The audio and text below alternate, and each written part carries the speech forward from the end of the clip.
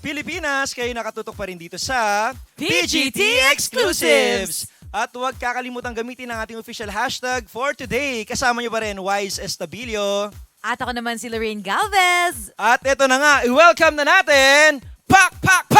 Set hard! Let's go, kids! Sabi nila, bakit niyo pa kami sinabayan? Ano bang nangyayari dito? Parang ganun. Hello! Ayan, congratulations sa inyong dalawa. Nakakuha kayo ng 4 yeses from our judges. Ano yung pakiramdam ninyo ngayon? Super saya po.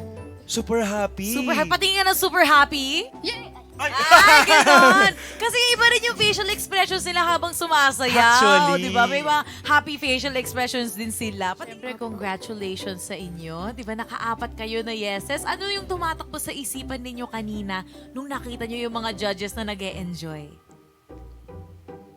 Parang masaya po.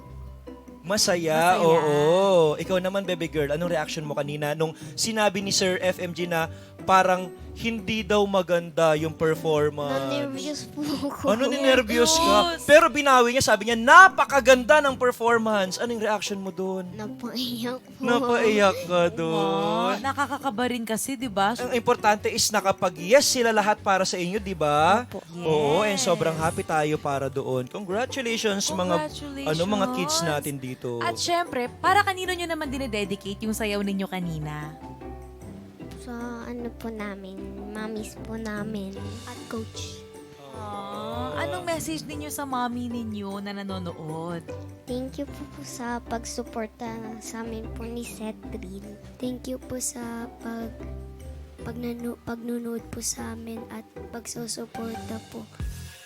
Yes, kung meron naman kayong makaka-collaborate or makakasama na mga artista na magagaling din sumayaw, sino naman yung gusto nyo? Ay, gusto namin siya makasama sa sa stage din one day.